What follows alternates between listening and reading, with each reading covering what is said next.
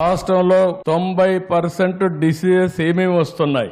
ఈ 90% డిసీజెస్ ని ప్రివెంట్ చేయగలిగితే ఏమేం చేయాలి? ఒకటి ప్రివెంటివ్ హెల్త్, హ్యాబిట్స్ విషయం, ఎక్సర్సైజ్, లేకపోతే స్లీప్, దీనికంటే కూడా అలవాట్లు, ఇవన్నీ కూడా లైఫ్ స్టైల్స్ గాని కొద్దిగా మనం మార్చుకోగలిగితే చాలా వరకు హాస్పిటల్కి వచ్చే పరిస్థితే రాదు. నేను ఇంకా ఒక స్టేజ్ ముందుకు వెళ్తున్నా. మీరు తినే ఫుడ్ కూడా నేచురల్ ఫుడ్ ఉండాలని ప్రపంచంలోనే నేచురల్ ఫార్మింగ్ నెంబర్ 1 ఏ రాష్ట్రం అంటే దానికి చిరునామాగా ఆంధ్రప్రదేశ్ తయారు చేస్తున్నాం.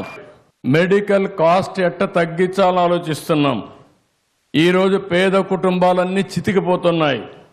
ఓసారి బాధేస్తుంది. ఒక్కొక్క పేషెంట్కి 60 లక్షలు, 70 లక్షలు, ₹1,00,00,000 మెడికల్ బిల్లు వచ్చే పరిస్థితి వస్తూ ఉంది. చాలా మంది ఆస్తులు అమ్ముకొని కూడా ప్రాణాలు కాపాడుకోవడానికి కష్టపడి ముందుకు పోయే పరిస్థితి వస్తున్నారు. ఓసారి బతుకుతున్నారు, ఒకసారి చనిపోతున్నారు. కానీ చనిపోయిన తర్వాత ఆ ఫ్యామిలీని చూస్తే ఫైనాన్షియల్గా చితికిపోయే పరిస్థితికి వస్తున్నారు. ఇవన్నీ దృష్టిలో పెట్టుకొని ఎలాంటి మెకానిజం మనం తీసుకురాగలుగుతాం? పేదవాళ్ళ ఆరోగ్యాన్ని ఏ విధంగా కాపాడుతాం? అందరికీ ఆరోగ్య ఖర్చుల్ని ఏ విధంగా తగ్గించగలుగుతామో దీనిపైన మేధావులందరూ ఆలోచించాల్సిన అవసరం ఉంది. నేను కూడా ఆలోచిస్తున్నాను.